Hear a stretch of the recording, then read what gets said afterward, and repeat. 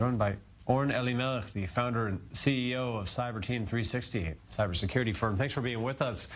What's your interpretation of what's being reported, at least, by U.S. authorities at this point? We know the National Security Council convened. They're claiming a state-sponsored hack. What's your read? My read on this, first of all, thank you for having me, is we have a similar crisis that happened in 2014, 15, and 16 that is similar by the same threat actor, the same affiliation by the Russian on the DNC. And this is quite serious because this has been going for quite a while. The same group, also known as Cozy Bear, Fancy Bear, which has affiliation to the intelligence of Russia.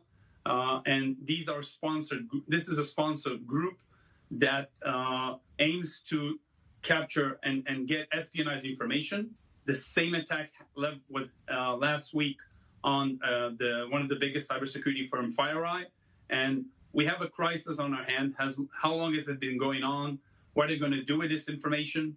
If you recall what happened in 2014 and 15, two groups by the Russians, one is the GRU, the other one is the SVR. One of them actually had the information for quite some time and didn't release this.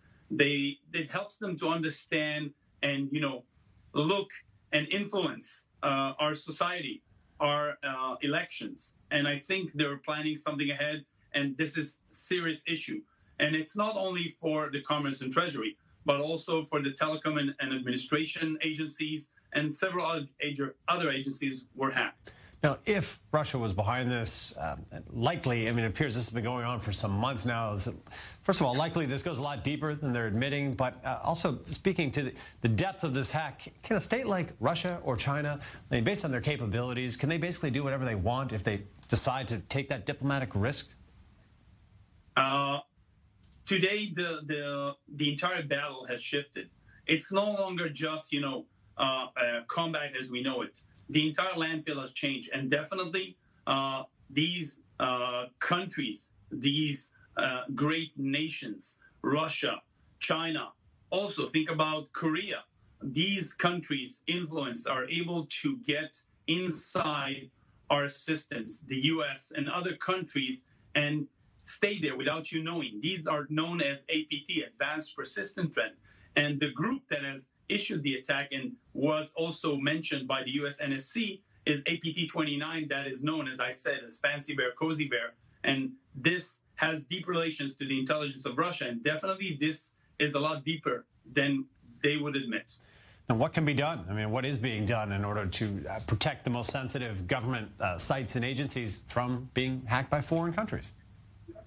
I'm sure that the U.S. is working hard. The NCIC, the NSC are working quite diligently to protect their key digital assets. But definitely this should motivate the persons involved in order to improve their cybersecurity, in order to understand what has failed in this endeavor and did enable those threat groups to gain access. This requires a deep investigation by the U.S.